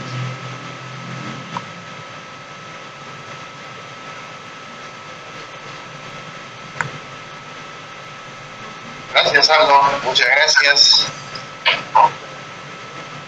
Excelente. Yo voy a compartir preguntas que tenemos del auditorio. Nos sentimos tanto con Tino y con Aldo libres de contestar. Es un tema que ustedes dominan ampliamente. Respuestas cortas, precisas, directas al cuello, como las preguntas. ¿Con qué frecuencia realizamos tipificación de PBH si mi primera prueba sale positiva? Es una pregunta que nos lanza el auditorio. Tengo una paciente a la que le he hecho un PBH y me salió positivo. O también podemos comentar qué otras pruebas le podemos hacer después de un PBH positivo y con qué otra frecuencia le pido el segundo PBH. A ver, si tenemos un test de VPH positivo, lógicamente el paciente ya pasó por un examen, idealmente colposcopía. Si le encontramos una lesión, nictos más, podemos tratarlo. Si no le encontramos enfermedad y planteamos esta base de la pregunta, ¿qué hacemos con este paciente que era VPH positivo? No le encontré enfermedad. La recomendación es, según la Sociedad Americana, hacerle un control al año, un nuevo test de VPH. Este paciente tiene la posibilidad, en STAMP hicimos el seguimiento a 12-18 meses y encontramos que el 62% del paciente ya negativiza. Según la recomendación de la Organización Mundial de Salud, plantea hacer una nueva prueba a 2 años. Entonces, ¿qué es lo que tenemos que plantear nosotros? Debemos de aterrizar en base a donde estemos. Si estamos en un escenario público donde no tenemos una prueba, como Aldo dijo, Aldo, te felicito por la presentación, muy buena, donde hacemos el seguimiento bajo un nivel de salud pública, bajo un nivel de salud pública tenemos que aterrizar o tratar de inclinarnos a la recomendación de OMS a cada 2 años. Si estamos en un escenario privado donde no tenemos mucha restricción en el gasto de insumos, deberíamos hacerlo como la Asociación Americana a 1 año. Y cada uno debe de tomar esa decisión en base al escenario en el que se encuentra. Claro, quizá Gino, para complementar y recalcar con los colegas, porque yo hace media hora estaba con una paciente con un test de BPH positivo y con un Papá Nicolau negativo, pero tenía como 4 Papá Nicolau negativos y una colposcopía. La habían derivado conmigo. Yo no le hice nada a la paciente. Tiene una biopsia negativa, tiene 3 PAP negativos, o sea, le han pedido esto. Entonces, lo que hice con la paciente es sentarme y explicarle: usted tiene la infección por BPH, en la gran mayoría de mujeres es transitoria. Y a veces eso es lo que nosotros tenemos que entender bien, las probabilidades de que un test de BPH positivo, en la gran mayoría de los casos, se va a aclarar. Y los intervalos pueden ser de acuerdo a los recursos que nosotros tengamos. Pero un test de BPH positivo no es sinónimo de displasia. Es sinónimo de que esta paciente esté en riesgo y tiene que tener, como tú dijiste bien, Juno, una segunda prueba de triage, depende si es citología, infección visual, y de acuerdo a eso. Y justamente sobre eso también hay una pregunta: o sea, si tenemos una paciente positiva para 16 o y 18, bueno, ¿cómo se determina que esta paciente que tengan este test positivo de 16 y o 18 necesiten algún otro estudio? ¿A quiénes las derivo para otro estudio? ¿Por colposcopía o mejor tipificación? ¿Qué les podríamos decir? Este es algo que es muy apasionante y es obviamente el pan de cada día que paramos lidiando nosotros. Dentro de las guías de Kaiser las menciono, y creo que todas las guías europeas y americanas están basándose en estas guías, porque es una data de 1,5 millones de pacientes seguidas con PAP y con test de BPH. Si tienes un test de BPH 16 o 18, ¿no?, según estas pacientes tienen mucho más riesgo de presentar un NIC de manera inmediata o en 5 años que una paciente que no sea 16 y 18. Entonces, estas pacientes con 16 y 18, como tienen más riesgo, sí deberían ir inmediatamente a una colposcopía. Y si no tengo nada, estoy, qué sé yo, en el 1, bueno, yo soy de Juliaca, estoy en Juliaca, y lo único, no tengo patólogo, bueno, sí hay de todo eso, pero estoy exagerando, ¿no? Para no sé, que haya colegas de allá y me digan: oye, acá sí tenemos de todo eso, ¿no? Entonces, y la paciente, o tengo una paciente que se pierde vista, en estas pacientes que tienen mayor riesgo, quizás sea dable tratarlas, pero de todas maneras lo mínimo, con 16 o 18, como tienen mayor riesgo, es lo mínimo es que estas vayan a una colposcopia, como mínimo. Así tengan el Papá Nicolau negativo. Yo refuerzo lo que dice Aldo. Hay muchas respuestas en base a esta pregunta. La Organización Mundial de la Salud ha planteado diferentes algoritmos en base a la realidad, alrededor de 7 o 8 algoritmos. Entonces, si estamos en Lima o en una ciudad donde contamos con un tratamiento, contamos con colposcopios, con especialistas y patólogos, el paciente con test de BPH positivo idealmente debería pasar al colposcopio. Ya, si, como dijimos inicialmente, debe haber, o sea, se tiene que generar una prueba de triaje. Todavía no se tiene cuál es la prueba de triaje ideal. Por eso ustedes pueden escuchar en unos lugares hacer Papá Nicolau, otros citología reflex, o sea, citología para el caso positivo. Pero nosotros tenemos, como parte del Estado, ya la genotipificación 16-18, que ese grupo 16-18, que es el 4%, sí obligatoriamente tiene que pasar a ser evaluado. Y como dijo Aldo, si estamos en una campaña y nos vamos a una zona muy alejada donde no tienen nada, yo sé que muchos están en contra de tratar al paciente solo con BPH positivo, pero no vamos a plantear eso en Lima o en lugares donde tenemos recursos para hacerle seguimiento académico. Se puede plantear en un escenario donde tiene riesgo de pérdida del paciente o donde entonces pues la gente llega a Canoa 3 días para ver al doctor Aldo López y tienes que tratarlo, porque si no la vas a volver a ver. Pero solo en esos escenarios. Por no tener una oportunidad perdida, ¿no? Si ya tengo una prueba así, una prueba. Que es muy diferente, al TB positivo, no 16 no 18. ¿Y ahí qué haríamos? Si no es 16-18, para terminar de cerrar la duda. ¿Complementas? O sea, si es 16-18 y estamos en un escenario donde contamos con recursos y tenemos un colposcopio, hagamos la colposcopía, porque el 16 y 18 son responsables del 70% de las lesiones premalignas y cáncer. Pero no olvidemos que los otros son responsables de los otros 30. Ya, pero si estamos en una visión de salud pública y somos el ministro de salud y decimos, ¿qué hago con toda esta población? No voy a poder ver a toda la población. Entonces, utilizamos una estrategia de tamizaje, de triaje. Esa estrategia de triaje, ok, priorizo al 16 y 18. A los otros, como tienen menos riesgo, va a haber casos de cáncer, es cierto, o lesiones premalignas. Les hago seguimiento a corto plazo, que es 1 o 2. Sí, y quizá para complementar esto, en las guías de la SCP tienen una creo que se paga $10 o $6 anuales, ¿no?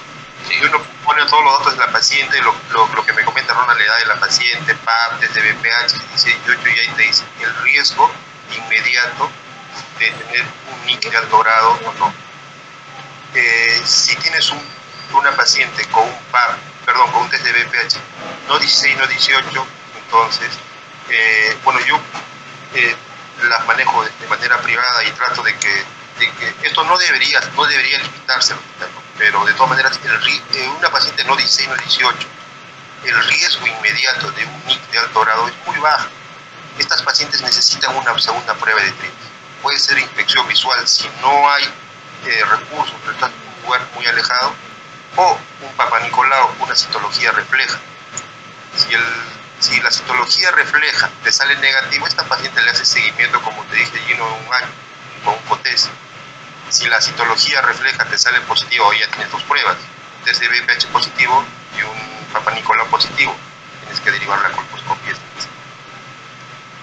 Y cuando una prueba de PBH en general se negativiza, ¿es porque el virus salió del huésped o porque la inmunidad la mantiene bajo control tapadito, ¿no? Ahí está, se ríe responder. Sí, lo que pasa es que, mira, si no me hubieras hecho, Ronald, esta pregunta hace unos años, yo te hubiera dicho, ya negativizó, se fue y no lo tienes, ¿ya? Pero este estudio que presenté, donde se ha evaluado un grupo de pacientes, se les confirma que eran BPH negativos, y de aquí hay varios grupos, ¿no? El grupo que más se infectó es el grupo de monógamas, en un 70%. Lógicamente el grupo de monógamas tenía su grupo de monógamas que tenía pareja y atribuimos por eso le ponemos el factor masculino, pero hubo un grupo de monógamas que no tuvo actividad sexual y también se le encontró el virus del papiloma humano. De acá se crea la hipótesis de la reactivación. Si me preguntabas eso hace unos años, te diría, no, ya no se va a infectar. Ahora sí se cree que existe la posibilidad, o que el sistema inmunológico con los años baja y encuentra ese nivel sobre el cual había caído el virus, o el virus se reactiva por el mundo. Algo parecido como pasa con las verrugas genitales, ¿no? O sea, en algunos momentos en los cuales la inmunidad disminuye, como el caso del embarazo, por ejemplo, aparecen verrugas que ya tenían, que las pacientes dicen que en ningún momento las han tenido, ¿no? Correcto, Ronald. Justamente me quitaste el comentario que iba a hacer. O sea, hay 2 escenarios. Una donde la infección se aclara y otro donde la infección es quiascénica. Y recordemos que las verrugas son causadas por BPH. La estructura del BPH que causa verrugas es muy parecida a la que causa al BPH que causa o está asociado a cánceres de cuello uterino u otros cánceres.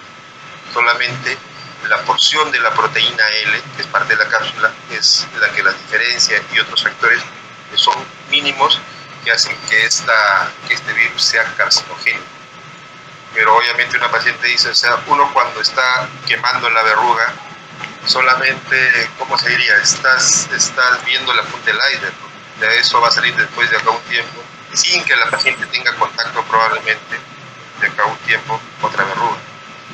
O sea, en términos cristianos, la palabra aclaramiento, ¿cómo lo podríamos decir? O sea, hay dos escenarios, ¿no? Dos por tema. Una es que la infección desaparece completamente y otra es que la infección está aquí adyacente. Al tener un test de BPH negativo, no sabes cuál es.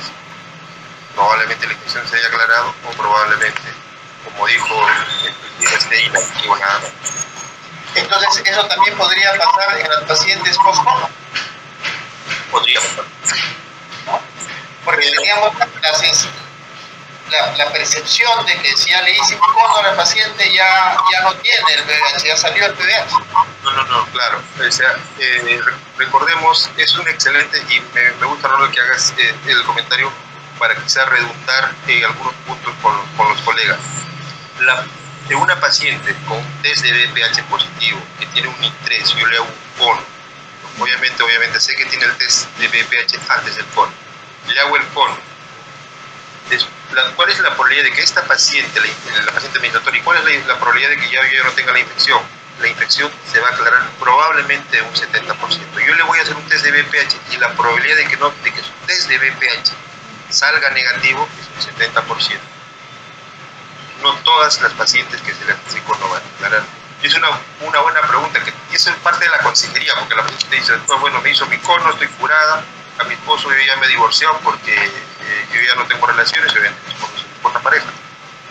Y obviamente no, señora, un momento, o sea, nosotros lo que hemos hecho con el cono es retirar la parte que el virus ha dañado, como en cosas en un lenguaje mucho más sencillo para la paciente. Pero recordemos que son virus mucotrópicos. Estos virus están en la mucosa, en la vulva, en la mucosa de la vagina, de todo el cervix y el endocervix. O sea, no es que nosotros con el cono curamos la infección, sino que después del proceso inflamatorio que nosotros hacemos principalmente con el cono LIP, entonces el virus se ve expuesto hacia el sistema inmunológico. Por eso que se reconoce y probablemente la infección se aclara. Y no sabemos si se aclara o, como dice Gino, probablemente hay partículas que estén ahí inactivas o adyacentes ahí dormidas.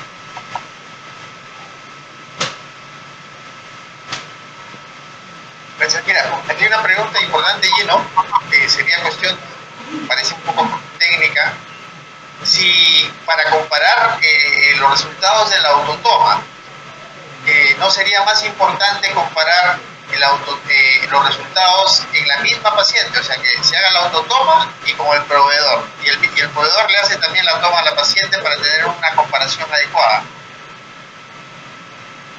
En realidad, en el mundo de la investigación, toda hipótesis tiene que definirse, ¿no? Esa es una posibilidad de estudio, pero si la herramienta de investigación tradicional en este tema es hacerle una sola prueba a cada paciente, ¿no? Imagínate hacerle 1000 pruebas, aparte que hacerle estas 2 tomas implicaría que en el primer momento, vamos a imaginar que iniciamos con toma de proveedor, le sacamos el moco vaginal, la toma de autotoma ya queda seca. O sea, más bien encontraría más problemas para la identificación viral si ya le hice una primera. Entonces, esto es un tema netamente del programa o el planteamiento de investigación. Si alguien desea hacer un estudio en la misma paciente, es viable, ¿no? Pero lo que hemos presentado es pegado a esa pregunta hay otra inquietud que es viable.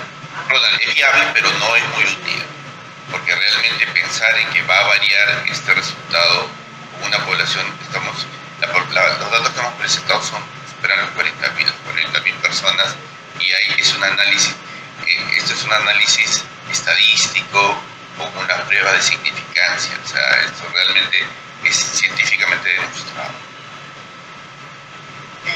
Me preguntan también si hay algún sistema que se está implementando para la supervisión y la validación y confiabilidad de las autotomas, porque algunos colegas han encontrado algunas diferencias probablemente en su práctica entre las pacientes que se hacen autotoma y pacientes que vienen por toma del proveedor privado. Hay sistemas que están validando los laboratorios o la autotoma en sí. En realidad,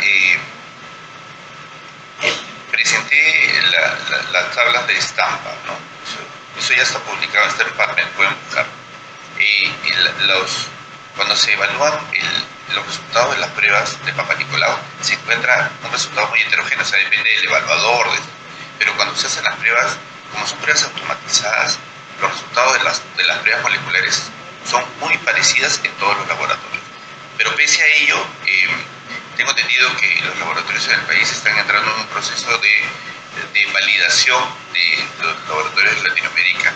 Eso sí se está haciendo, pero deberíamos empezar por hacernos una pregunta, ¿no? Si ya una paciente tiene una prueba de VPH, ¿por qué tiene otra prueba inmediatamente, no?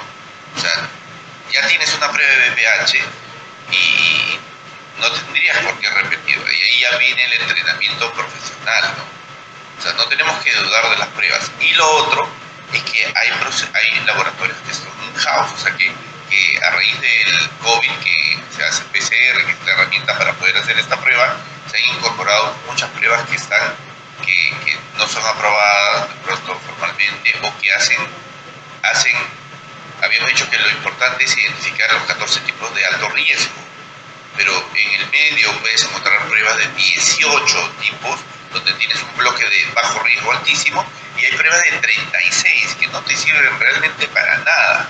Y si uno compara, tengo el de VPH alto riesgo negativo, pero el de VPH con bajo riesgo a 36 positivo, lógicamente vas a encontrar positivo, porque son de bajo riesgo, pero no son de interés para el proceso primario de prevención y tamizaje de cuello uterino. Son pacientes que van a tener bajo riesgo y que en un año, medio año ya no tienen nada, y que ni siquiera necesitarían ser evaluados, como dice Aldo.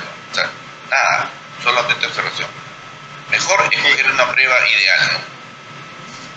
Vamos acordando la respuesta para poder dar oportunidad a todas las preguntas que nos han llegado. Después de la primera relación sexual, ¿en cuánto tiempo le hago una prueba de VPH? Primera relación sexual no protegida, etc., ¿no? La probabilidad que una persona, varón o mujer, se contagie alguna vez en su vida con el VPH, para varones creo que es un 90%, y para mujeres es un 83 o 84%. Es altísima la probabilidad de que nosotros nos contagiemos con el VPH. Es por eso que ninguna de las guías indican que debe hacerse un test de VPH antes de los 25 años, considerando más o menos que no, obviamente, en promedio una persona inicia su vida sexual en la adolescencia, a los 15 años. Hay que darle tiempo al sistema inmunológico. Entonces, no les recomiendo, nadie recomienda, ninguna de las guías internacionales recomienda hacer test de VPH antes de los 25 años, incluso otros antes de los 30 años, porque en la mayoría es una infección. Independiente de la actividad sexual, independiente del inicio de la actividad. Independiente. Y si hay una paciente de 50 años de edad con un NIC3, nos están preguntando esto, y la paciente desea hacerse una histerectomía, ¿se le debería hacer o deberíamos hacer alguna otra prueba? Yo te hago una vez lo que le digo a mis pacientes, ¿no? Porque a veces llegan con lesiones de alto grado y el tratamiento es la conización. Pero el paciente viene, doctor, sáqueme el útero. Y yo le digo, ¿y por qué? Porque tengo miedo. Pues el miedo no lo trata el ginecólogo, el miedo lo trata el psicólogo o el psiquiatra. Tenemos que tener una formación ética para el tratamiento. O sea, el paciente amerita. Las lesiones premalignas de alto grado deben ser manejadas con conización, salvo condiciones especiales, que podría ser que tenga compromiso del NIC3 sobre vagina, amerita ya una histerectomía, o que se tenga alguna condición especial, tal vez una alteración anatómica, tengas una lesión del canal y no encuentres, pero son casos especiales, pero el 90 y pico % de los casos deben ser manejados con cono. Los pacientes no deben decidir, porque nosotros somos los que tenemos la información. Se le va a dar la oportunidad, pero no por miedo debemos de llegar a una histerectomía. Bueno, y aquí va una directa. Dime. Solo complementar lo que dijo Gino. Ojo, y es importante que el riesgo de recurrencia después de una histerectomía no es cero, ¿eh? Puede recurrir en la vagina. 2, el riesgo de que nos encontremos con un cáncer microinvasor oculto también es de las pacientes, más o menos es el 3% de las pacientes por NIC, que la vez que tiene NIC vas a encontrar un cáncer oculto. Entonces, y es el único. Obviamente, no debemos olvidarnos que el cuello tiene el mismo origen embriológico que el tercio superior de angina. Y acá viene una pregunta directa al cuello, así, la boca de jarro, lo voy a leer. Dice, en hospital nivel 3.1, el encargado de realizar colposcopía, biopsia de cervitud, etcétera, es el ginecólogo oncólogo. ¿Es exclusividad de ellos? Y no te qué opinas. Aldo, tú eres el director de... No. A ver, mira, acá, a ver, tú Aldo, tú primero. Y esto debe ser potestad no del ginecólogo oncólogo. Yo no tendría por qué ver colposcopías. Yo converso con colegas de Argentina, con colegas de Latinoamérica. Ellos solo derivan a las pacientes a colposcopía, no al ginecólogo oncólogo pacientes que ya tienen cáncer. Yo no debería estar viendo colposcopías. Yo ni hago colposcopías, hace años que no hago. Esto en la mayoría de los países es escenario de los ginecobstetras. Debería ser así. Pero hay cuestiones pues que no hay una formación sólida durante la residencia en lo que es patología cervical. O sea, y obviamente como pasa con los argentinos, que ellos el residente o el especialista, el que acaba la residencia en el colegio, se compra su ecógrafo y su colposcopio. En cambio, en el Perú, el que acaba su residencia ginecobstetricia compra primero su ecógrafo. Pero y es bueno estos temas, Ronald, porque la sociedad debería liderar el empoderamiento de lo que es manejo de patología cervical al ginecobstetra. Esto no es exclusividad del ginecólogo oncólogo ni del oncólogo. Sí, en eso estamos, y estamos en conversación con el doctor Sandoval, inclusive para hacer un diplomado gratuito de colposcopía, y os voy a comprometer a ustedes en estas fechas. Tienen razón, ahí los ginecólogos terminamos lo que queremos comprar primero, es un laparoscopio ahora. Claro, hay todo el tema es que el proceso académico es un poco más largo. A veces la colposcopía, y creo que hay que reforzarlo, no es tomar una foto y mirar si hay algo blanco. La colposcopía tiene toda una plataforma de conocimiento. En las academias formales de colposcopía se estima de que para que un colposcopista haga colposcopía tiene que ser más de 1000 colposcopías en un año y tener más de 30 lesiones de alto grado para que maneje un proceso de entrenamiento adecuado. Entonces, también estamos viendo, Ronald, el otro escenario, ¿no? Que se está tomando la colposcopía como una cosa muy básica y se pueden escapar lesiones. O sea, tenemos los dos lados. Como estoy de acuerdo con Aldo, la colposcopía tiene que ser más difundida, tiene que ser más difundida, y estoy de acuerdo con Ronald y Aldo, pero tiene que ser difundida sobre un proceso de entrenamiento formal. No es me compro la cámara y mañana soy colposcopista, y eso es lo que está pasando. Yo me acuerdo haber estado en el hospital y un residente de tercero me decía, era rotante, me decía, doctor, me voy a chambear, ya me han dado he conseguido un turnito. ¿Y qué estás haciendo colposcopía? Oye, pero tú no entras conmigo ni a colposcopía. Sí, pero ya empecé a trabajar. Entonces, hay que esto formalizar. Yo creo que la Sociedad de Ginecología y Obstetricia tiene todas las herramientas para generar una plataforma. Hemos lidiado para que esto se desarrolle más en Perú, no se ha podido, pero acá tienen todas las herramientas para poder hacerlo y creo que cuentan con. Sí, hay unidades de patología cervical que tienen estándares de calidad, ¿no? como en todo, ¿no? Entonces, las guías, la Sociedad Americana de Colposcopía tiene estándares, la española, la sociedad europea, hay estándares de calidad en lo que es unidad, o sea, no es solamente saber colposcopía, es saber patología cervical, estándares en el manejo de patologías. Sí, lo concuerdo con ustedes porque encontramos mucho en la práctica pacientes que vienen de determinados sitios que le han hecho acumulado colposcopía, biopsia, ya la cauterizaron, está lista para coma y probablemente para histerectomía, ¿no? Debemos volver a retomar el principio de no maleficencia y tratar a los pacientes como realmente deberían hacerse, ¿no? Ahí tenemos otras preguntas también. Los test de PBH positivos pasan a colposcopía. Y si no veo la lesión, ¿le debo hacer un curetaje endocervical?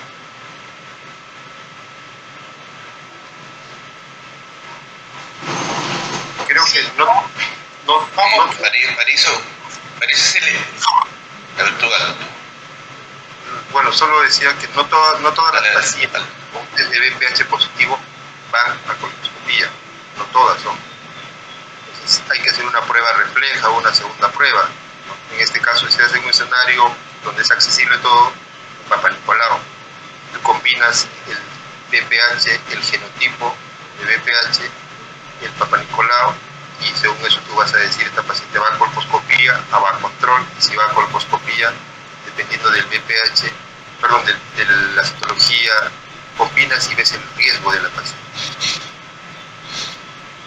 Y si tengo una paciente con PAP que se está reportado como líder de bajo grado, le han hecho una colposcopía sin evidencia de lesión, la autotoma de VPH es de alto, la autotoma es negativa para VPH, ¿debo hacer algo? La dejo ahí.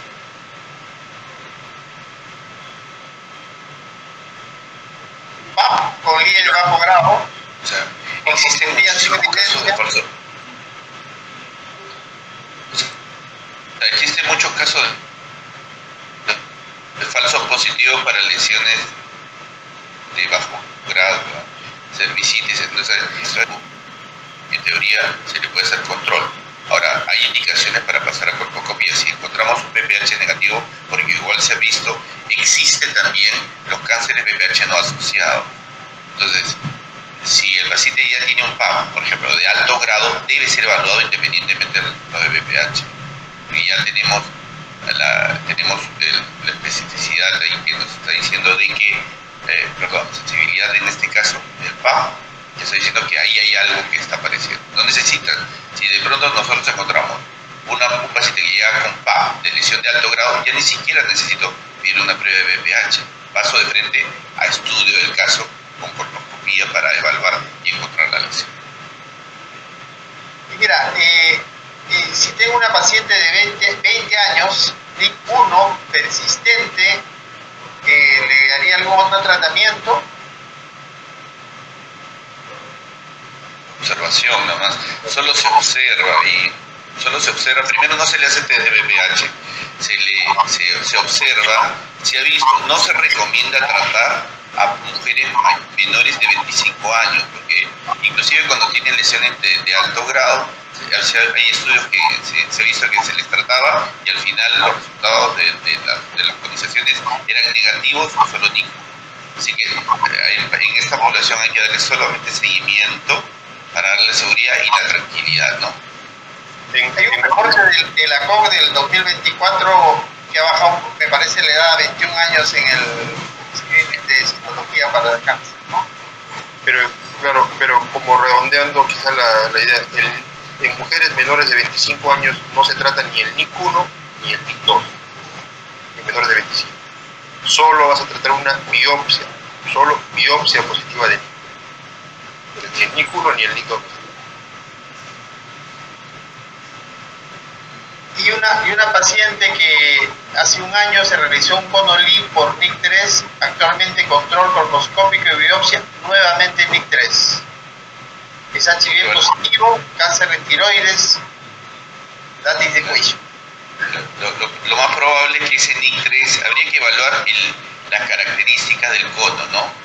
¿Por qué se le operó? El estado del borde endocervical, como lo presentó Aldo, el estado del borde y la profundidad del cono, porque a veces son conos muy pequeños que inminentemente van a determinar persistencia de enfermedad. Ya en este caso, si tienes este escenario y se ve la lesión, claramente se le puede hacer un recono o se puede plantear otra opción de tratamiento. Bueno, sí, en las pacientes con VIH incluso histerectomía sí está contemplado, después de una de una definición clara de la extensión de la enfermedad. Claro.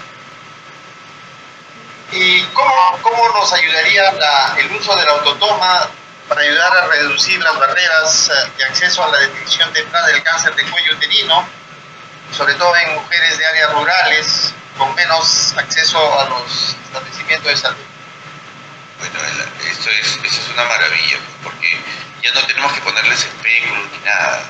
Entonces podemos ir un grupo de personas a una comunidad de 100 personas y le entregamos las muestras y haces un barrido en una mañana con una sola persona, que definitivamente se va a generar romper barreras de la idiosincrasia de la población, machismo, barreras culturales y velocidad y costos, porque vas a poder tamizar un gran grupo quedándonos solo con la población VPH positivo para darle seguimiento del caso. O sea, realmente va a aumentar la cobertura. Y se nos fue Aldo, hay una pregunta para él. Una paciente con NIC3, con Conolip, con bordes comprometidos, ¿en qué tiempo le hago un recorno?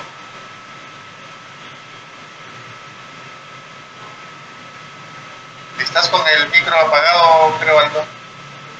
Perdón, sí, pacientes con NIC3, un cono y bordes comprometidos. Recordemos que en las pacientes con NIC3 y margen comprometido, estas pacientes por A o B van a una cirugía complementaria, sea un recono o sea una histerectomía, dependiendo de la edad de la paciente, seguimiento, etc. La probabilidad de no encontremos enfermedad residual en la segunda pieza operatoria es un 70%. Entonces hay que tener el concepto bien claro y decirle a la paciente: señora, vamos a hacer un recono, vamos a hacer una histerectomía. Puede que en la patología final no encontremos nada. La probabilidad de que no encontremos nada es un 70%. Solo en un 30% se va a encontrar enfermedad residual en la pieza operatoria final. Es por eso que pacientes, obviamente, que estas pacientes con un margen comprometido y desean preservar la fertilidad, es recomendable hacer una reevaluación en 3, 4 o 6 meses para ver si es que hay o no hay enfermedad. Solamente observación. En cambio, si es una paciente de difícil seguimiento, paciente de 55 años postmenopáusica, donde la colposcopía, donde la recurrencia probablemente esté en canal cervical, sí es dable hacer una histerectomía complementaria. Son escenarios diferentes. Dependiendo de la edad de la paciente, del seguimiento, del deseo genésico, lo que te va a determinar la conducta. Bien, muchas gracias.